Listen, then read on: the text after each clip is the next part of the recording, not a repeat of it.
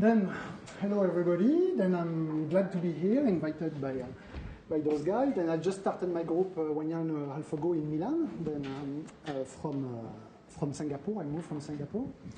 And today I want to talk to you about total internal reflection microscopy. Then, before we even start, I've seen numerous talks. I know. Behind all what you see is that there is a cost issue. And most of you are coming from countries that not necessarily have the resource to buy a $1 million facility, microscope, and so on like that. Then this microscope, this type of total internal reflection microscopy, can be very cheap to build. Particularly in your university, I engage you to team up with the physicists, the opticians that are in other departments, and to look with them what could be a cheap solution. Because at the end, for this type of microscope, you need a good camera, a good lens, a laser, and a computer. The rest is just stuff around, okay? And there is one strategy in the world also. I think I should do that offline because we are sponsored by Nikon and Zeiss, I think, in this meeting. But the advanced countries like the US and all the European countries, that they are pushing toward more and more like evolution that not necessarily add on the knowledge. What I mean by that, it's easy to compete when you build an instrument that nobody can afford. And then you address a question that nobody can afford. And then you get great paper out of it, because also paper behind our business. Then it's all a loophole that breaks a lot of questions that are not addressed, but that still exist, and that can be addressed by just thinking smartly, what can I address reasonably with my budget and the type of microscopy that I can do. And an example of that, for example, has been the space shuttle. Everybody knows the space shuttle. And as of today, it's phased out because it was too complex and many people died. And then what they shoot now is Soyuz to go to the space station, which is a 50 almost year-old technology. And why? Because it's reliable. And then that's it. And then do you really need a new invention, a new technology to address question? The answer is no. Then keep that in mind, and I will tell you a bit along the road some solutions. Then first, choose an experimental system. Then we use cell spreading as a mean to understand what's going on for cell shape changes that can apply in development, cancer, everything. Then what is cell spreading is simply an assay where you take a fibroblast, for example, you detach it, and you put it back on the substrate. And in about something like 10, 15 minutes, you get huge change in shape, where the cell goes from a rough ball in suspension to a flat disc. And then you have numerous change in shape that can be applied in any kind of life form. Because what you have here is an almost, I will say, optimal change in shape or maximum change in shape. And then everything you find can be later on applied. Then with this system, you need 10-minute movies. Then it helps you. Because if you don't have the facility to hold 3 days of movie or 5 days of movie or months of movies, what you do is simple 15-minute movie. That 37 degrees on a microscope for 15 minutes is perfectly manageable with a simple box of plexiglass that you don't buy, but you build just by cutting a piece of plexiglass that fits your microscope and glue it. You take an air dryer that everybody uses, you put it on the side, you put a thermocouple in your sample, and then you just adjust with a rheostat the air dryer. We use this system in Columbia University to do all our microscopy. I'm not taking even small, but most, if not all, the microscope where I click like that. And why? Because it's cheap. With $100, you can build a thermo chamber.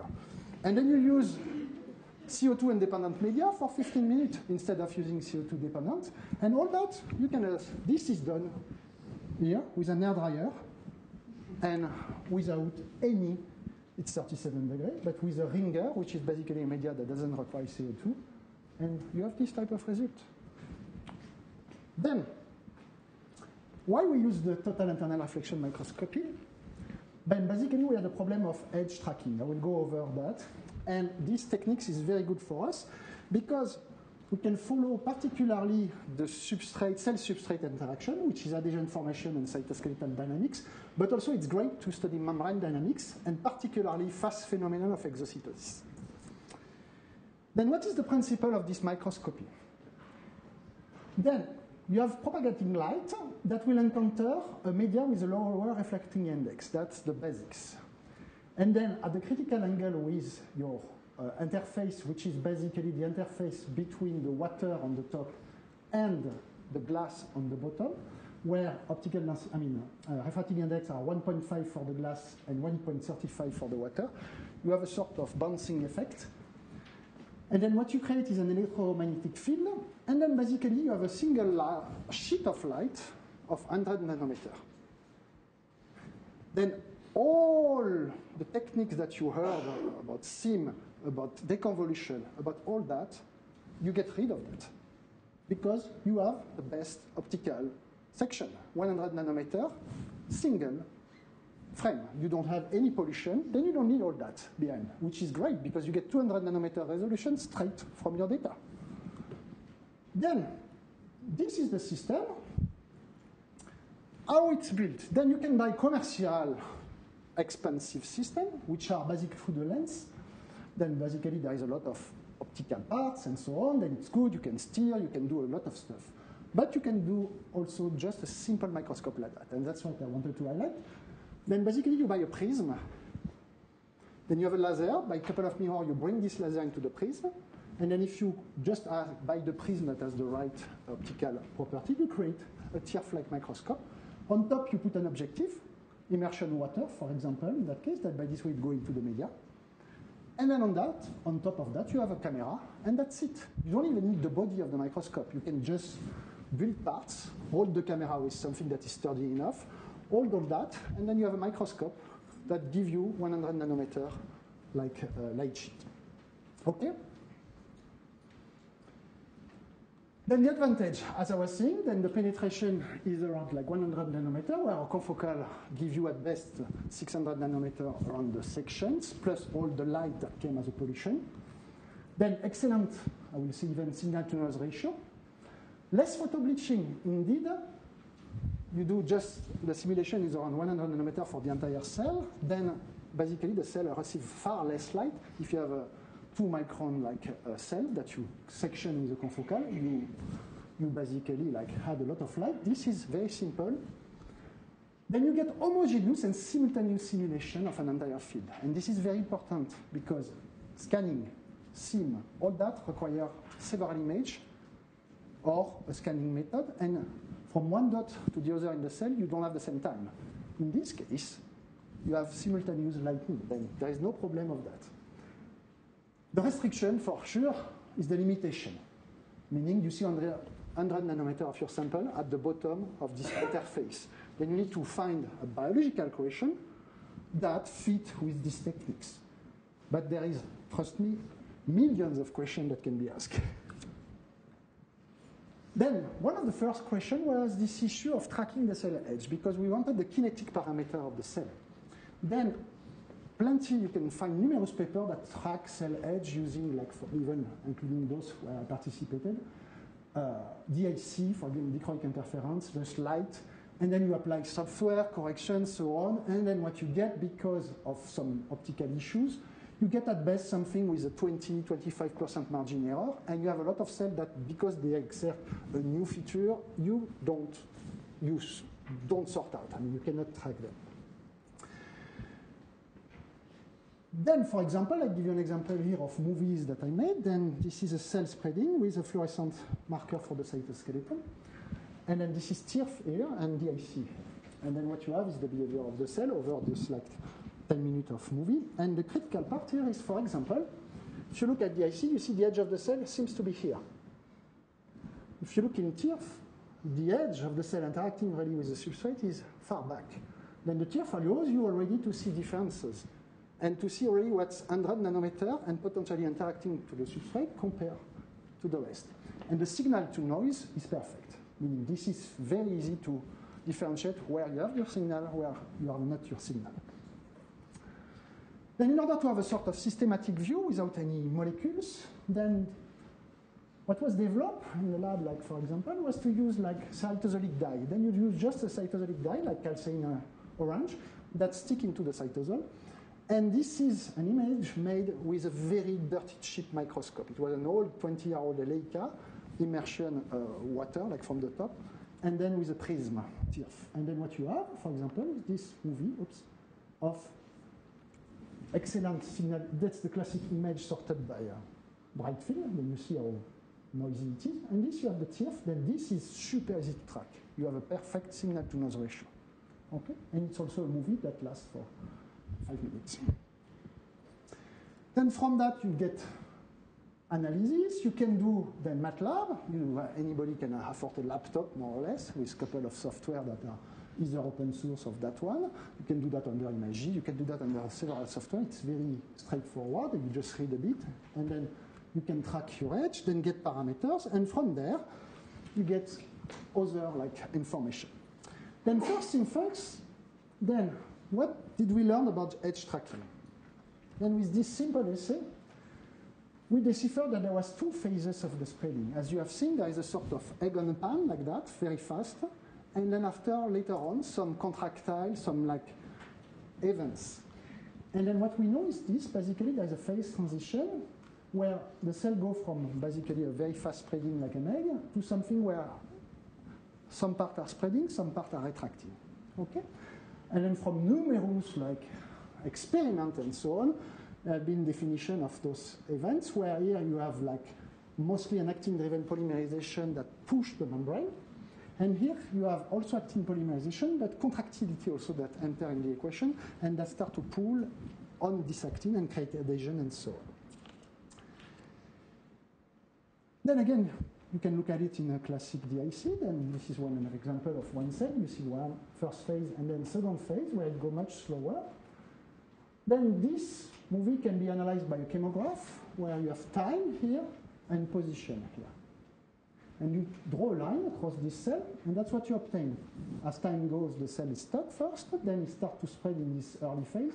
And then after you have those much slower extension, and you can see here also the swarmy little wrinkle here that appears, which were defined as periodic contraction. Then I will develop that a bit later. Then you can look at fluorescence with the TIR-F. Then what you can do, for example, is a dual color TIR-F here with 2 actin molecules, I mean the actin itself and also VASP. And then from analysis through MATLAB or ImageJ, you can develop software that analyze this. And then what you obtain, for example, is this type of analysis where you can look at the 2 fluorescence in time. Then you can draw an entire view of your edge. You can draw the behavior of the 2 fluorophore over time. And then you can see that one is catching up with the other at the moment of this transition of phase and so on. Then this is raw data. Here, for example, you can notice that we see the nucleus. And that was one trick also. The nucleus entered the field of view because we have a bit of thicker TIR-F to allow to see more of the actin because the actin is a bit above the substrate. Then you can achieve very high spatiotemporal resolution. For example, this is almost a 10-year-old movie now that I made at the time at 7 frames per second. And then it's a bit compressed for the sake, but then you can start to see some events. You see how the edge is working here?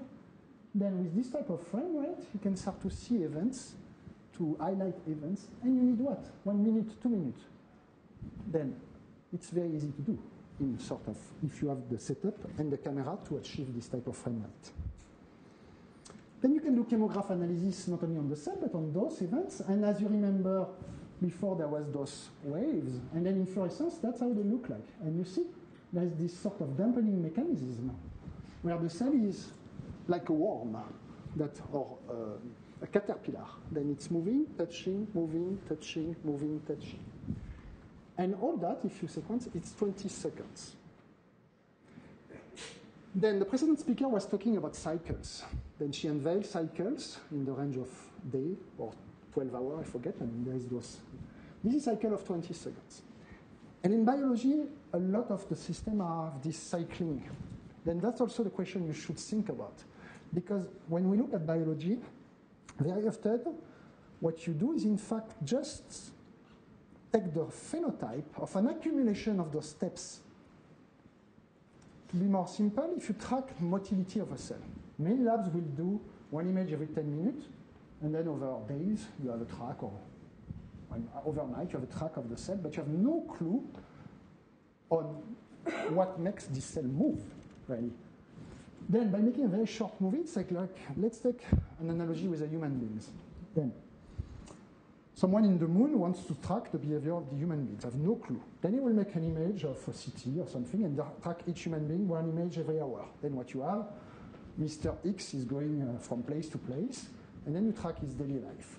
You have no clue. It's only when you do a 2-second movie that you get that, the steps.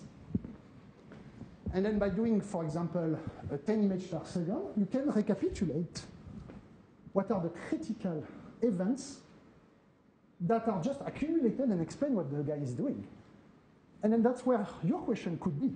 And that's, you need a 2-second movie, not something that is long and very complicated.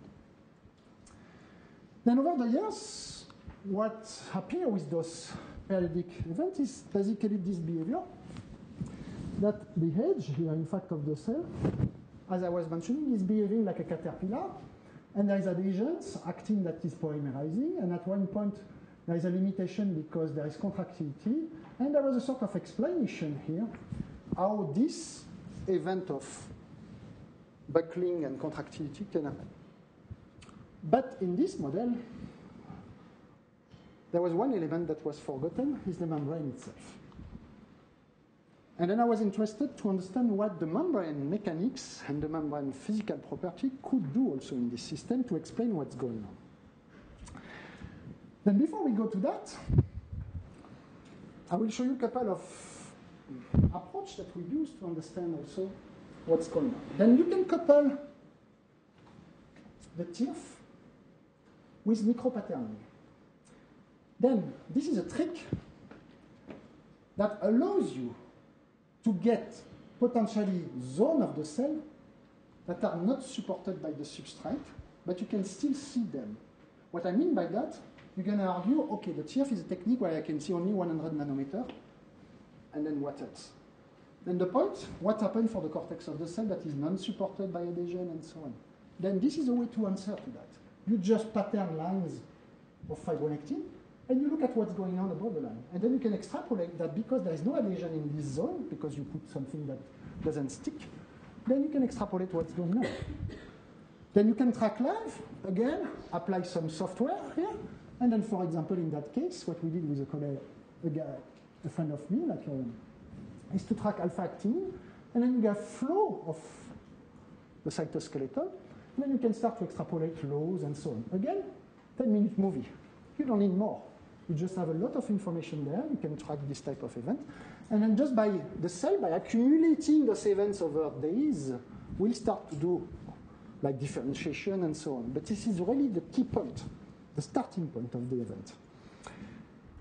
Then, for example, also, this allows you to see the behavior of molecule with much more greater resolution. Then, for example, here you have a component of the fit of the cell, the adhesion of the cell, in green, and also in red. It's a dual color tagged molecule. But what I mean is that here we are on a continuous substrate. And then the cell is going on. And then what you have at the end, you can start to see a bit of clusters and so on. But it's very blurry, and everything seems to be stick. Then you use those lines, and very easily now you can identify where it touches and what it does. Then again, straightforward. I mean, it looks easy now, but it was not that easy to do. But straightforward experiment, again, using this microscope that can be very cheap. And you address a lot of questions about thermodynamics and so on. Because you just know and control exactly when and why. Then let's get back to this. As I was saying, the element missing was the membrane. Then what we now understand is the following. That in fact, you don't need all this complex dual layer of actin and contractility to explain the worm-like mechanism. Because by putting the membrane, you put a new constraint in the system. And what happens is very simple. You have actin that polymerize and push the membrane forward. You have some sort of adhesion, for sure at the back, that hold on the substrate. And all that, if this actin motor is pushing stronger, the membrane is weaker, then it doesn't resist and it goes forward flat. But at one point you run out of membrane because there is a defined size for the cell. Then what happens? You have a tension in the membrane that builds up. Then what the tension does is basically it starts to block your system. Then the force applied by the membrane against this system is stronger, and your actin starts to react, but it continues to polymerize because actin is a polymer that adds monomer at the tip and elongates all the time. And if you block the front and the back is attached to something, what you have, you start to build up in the Z section. And then you build up, and then you have the buckling. And the buckling, what this does is basically a failure of the material, then the tension drop, and then that's how the cells work on a substrate. Then the cells are doing this constant competition between actin polymerization and membrane and adhesion formation to just work on the substrate. And then this is cycles like that, and we just published that in September, that create the motility of the cell. Then, for rich lab, there is some possibility that also happen when you use this type of system on the right, is that manufacturer of microscope develop several ways of handling this laser. In particular, there is motorized way, which are very fast, that allows you to collect not only the TIR-F, but the epifluorescence. Then what you get is the dual information, with the information of your sheet, at the bottom, and also on the rest of the cell.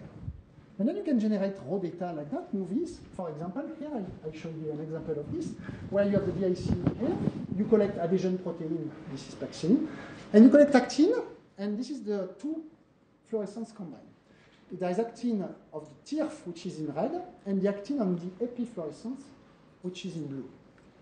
And what you have is that you can see zones that are alternating in fluorescence, and where you have blue and not red. And for sure, the blue is much more pronounced in the center because you have all the fluorescence coming from the top. But you see some zone where, for example, you have actin that is still there, but only in the epi, which means it's above the substrate, and you have actin that is in the bottom. Then you can do that for several molecules. And then, for example, here, I combine an actin polymerizing machinery in the dual color channel, and actin in the dual color channel. Then I have a four, sort of color channel between all those elements. And you see the patterned, aspect of the difference that is also matching the actin, where when you go in the Z, you have only the epifluorescence in green, and when you are in the bottom, you have the purple here, or here the red. And then you can do that for several molecules. I pass the detail. I just give you, straight from the microscope, almost like an experiment, that you see what the kind of stuff you can do. And this, for example, doesn't require also, you can do it with then a single laser, and then you just have a beam steering, like a small motor that can switch if you want to do it without a microscope, just by building a device. Then that's also feasible in a cheap way.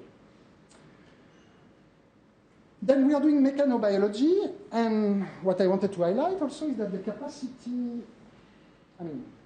again, if you want to study an event, you have to force it sometime in the cell, or to make the cell in a situation that the event is very clear.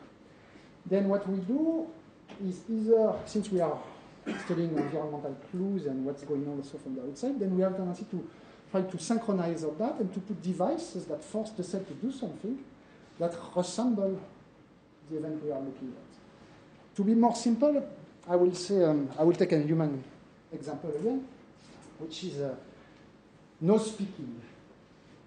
Then we know people are picking their nose.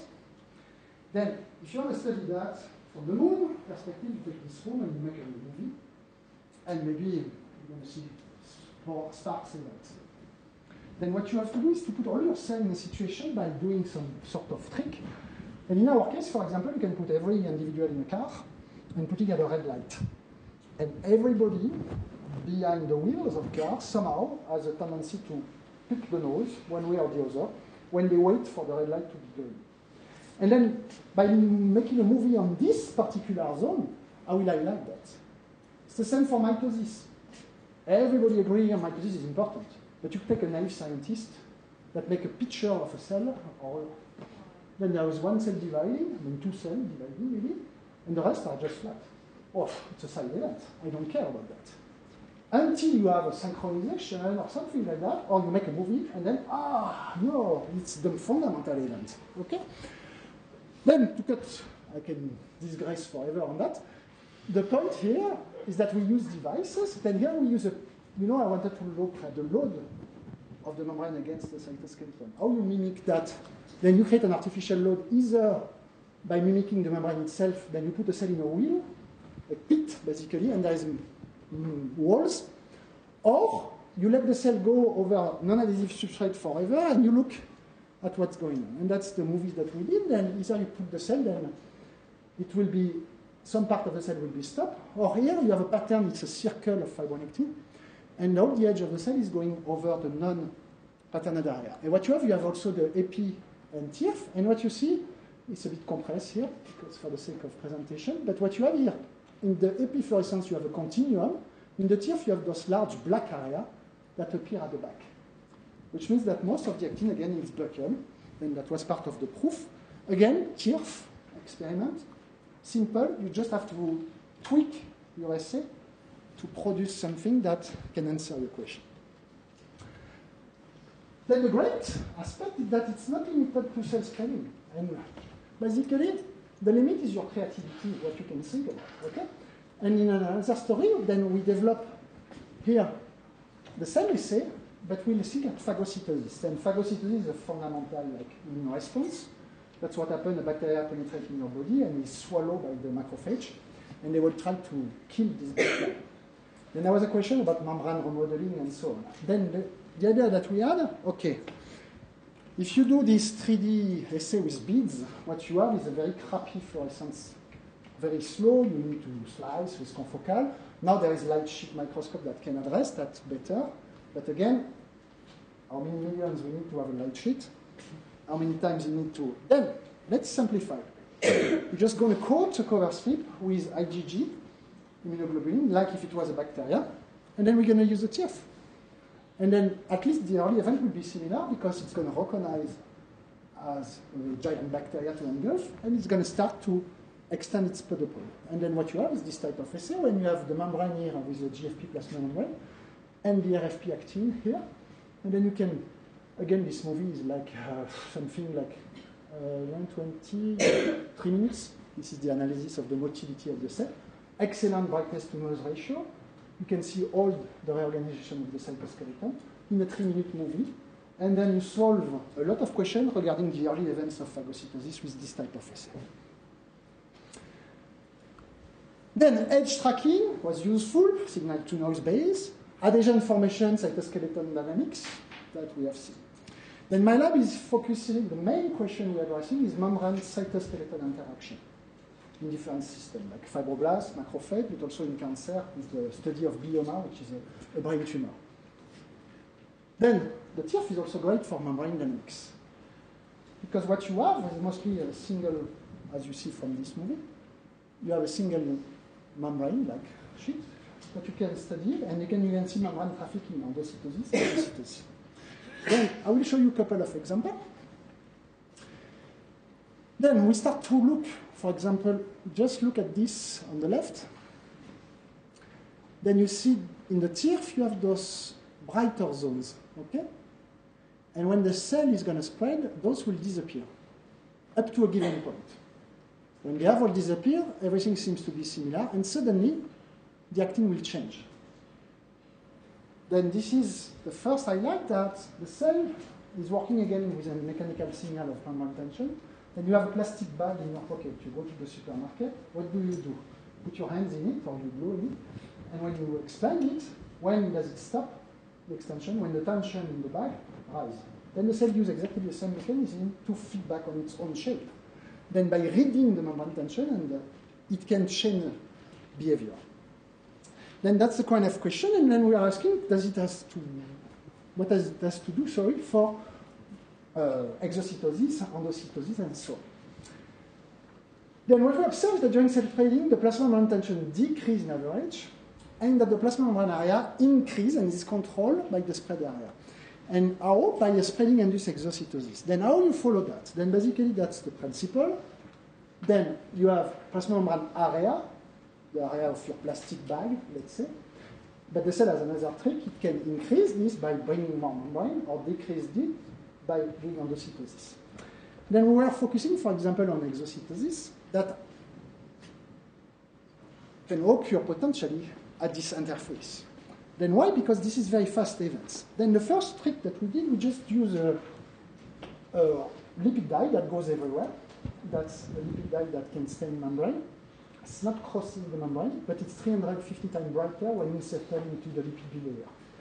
Then you load your cell with this lipid dye, you detach the cell with trypsin and also the lipid dye inside the sample.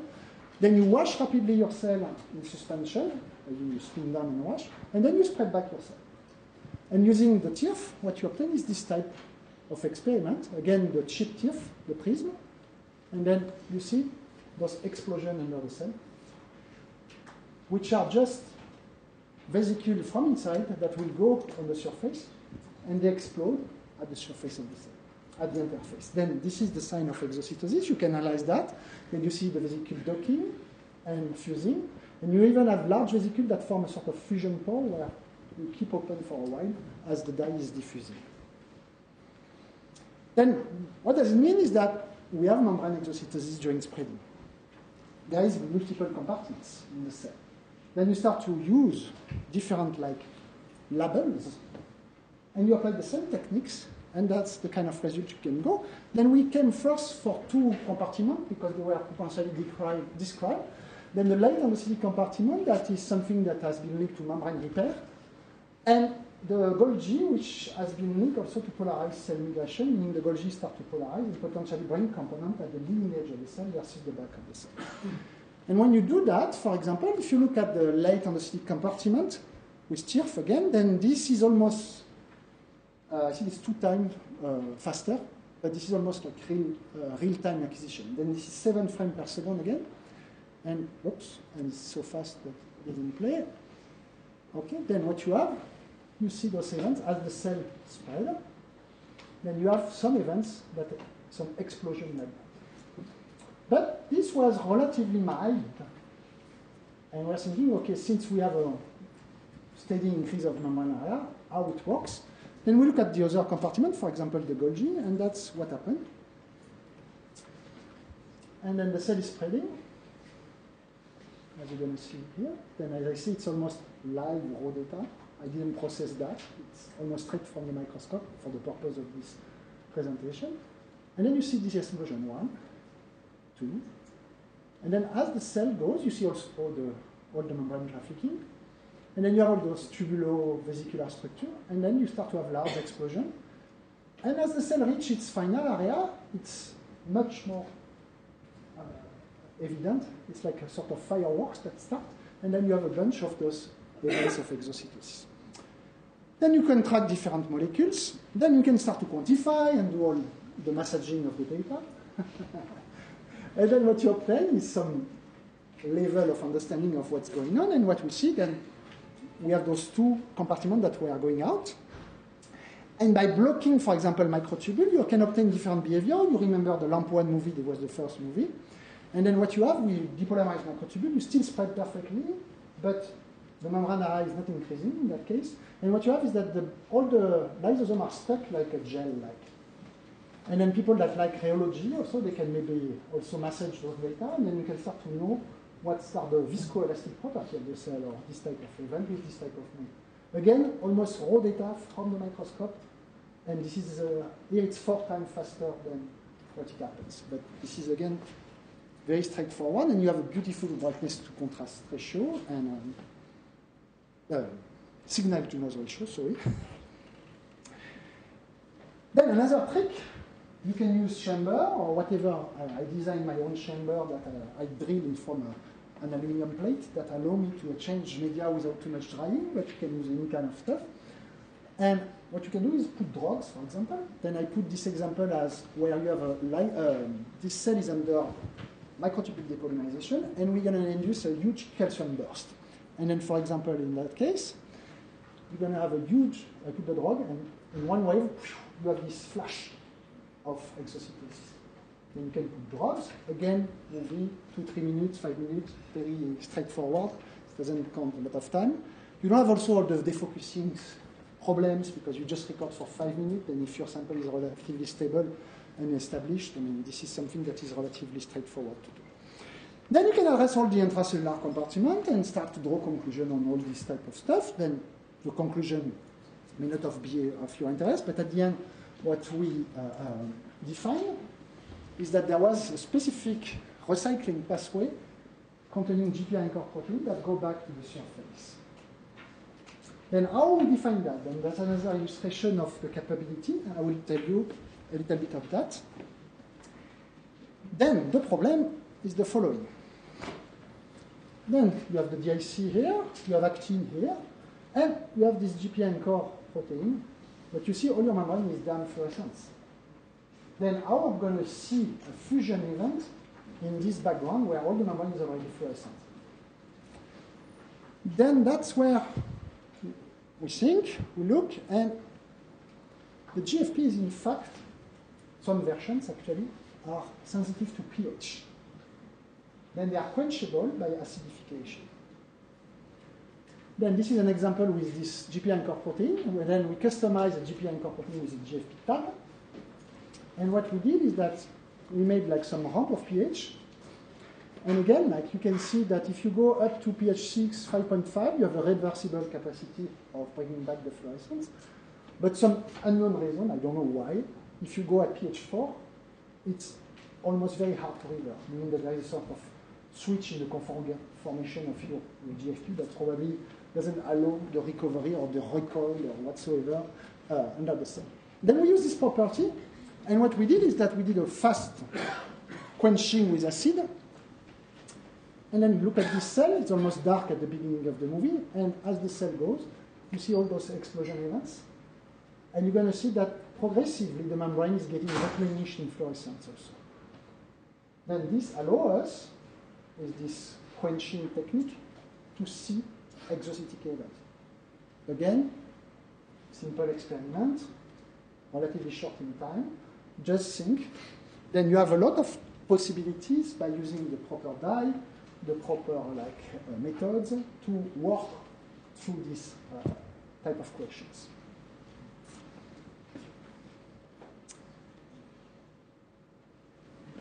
Then the conclusion that we put at the time is that we have plasma membrane tension that decrease over time in average. I insist on the average. And you have plasma membrane area that is increased, that is controlled by spread area and spreading induced exocytosis. And all the membrane is coming from a GPI anchor recycling pathway, and that is a key compartment to do area regulation. Now we look more carefully on our beautiful egg cells that spread very smoothly. And what we observe is the following. On the left, you have a cell that spread with this egg. And on the right, you have a cell that just do spiky exocytosis, spiky behavior, which are two common behavior in this type of assay.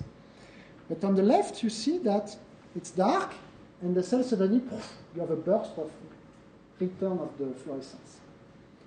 On the right side, the return of the fluorescence is constant from the beginning, and then you have replenishment that occurs.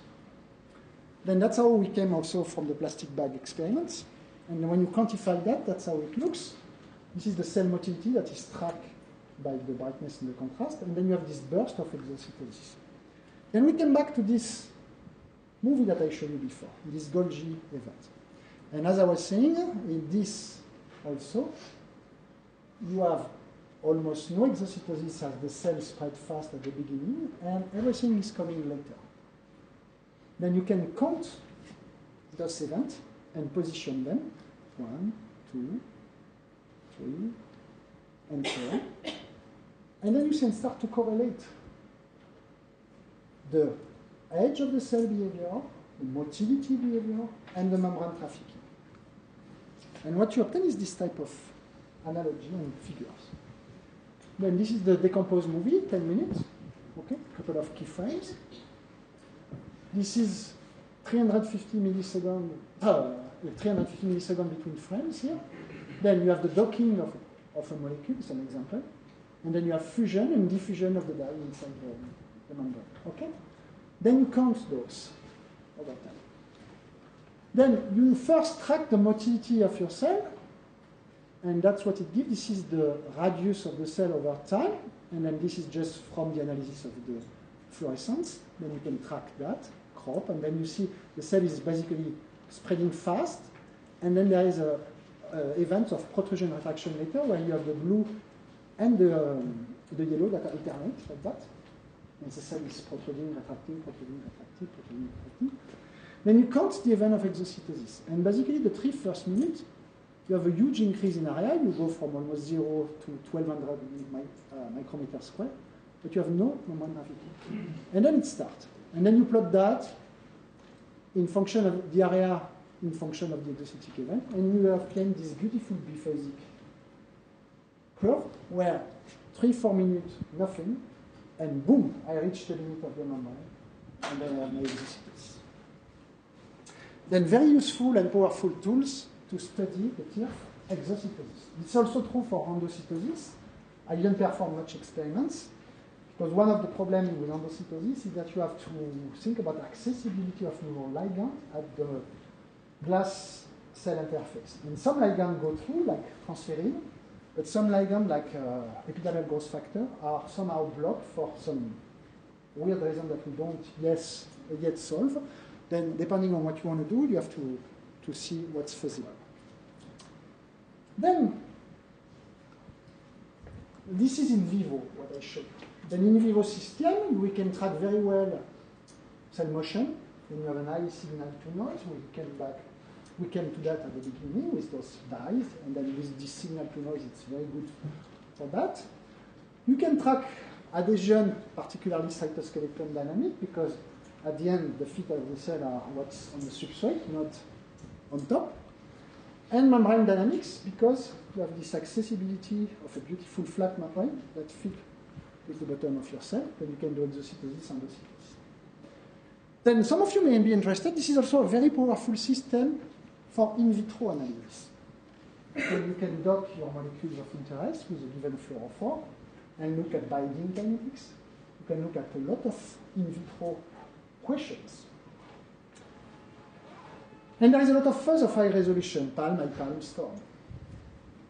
At the end, if you are good enough, you don't need any fancy microscope again to do that. Because all that is commercially available and costs an arm, but most of them are based on TIR. And what you have is a good TIR microscope, plus a storm software and an analysis. But the key point of all those essays is the preparation of your sample and the dye you choose. Particularly, you choose a good blinking dye, you have a good TIR system, you build a software that may not be commercially available just to analyze the position of your stuff, but at the end, this is exactly the same principle. Then with a very cheap microscope, you can build. Then cheap, I'll go back to that again. Then I still have about 5 minutes. Then cheap means you have to focus on a couple of elements. Camera. Last 20 years, the most progress in optics has been camera. That you fill it every day with your cell phone now that can do 20 gigapixel and blah, blah, blah. But it's true also for a scientific camera. That's where you put your money. You buy a good camera. Second element is the objective. You buy the best objective you can with your budget. Those two will be the costly element. The third element is the laser. Then the laser has dropped tremendously in price, because now there is so much business that use laser, then you can find a good laser now with, I would say, like 10,000, you have a good laser. 10,000 euro or US, whatever. Then that's your 3 major stuff. After, you can run a computer to handle all that. Then you have a lot of free software, LabVIEW, whatever you can use. You can use ImageG, MATLAB, all this kind of stuff. This is just based on your computer. This side will cost you $1,000. You have a very good stuff, state of the art. And after, it's ingenuity. You need a couple of mirrors, the prism that you can buy also from TOR Lab or other company. And you don't even need a microscope. What I mean by that is that if you go to see a physicist, and I've been in a class in France where there is like physicists bringing their devices to biologists, a lot of microscopes are no microscope by the standard. You don't have an Olympus body or a Nikon body or whatsoever. It's just rod and screw and everything is brought together, and you have the objective, couple of lens, and everything. Then you have to run that in the dark sometime, or just put a plastic dark box around it.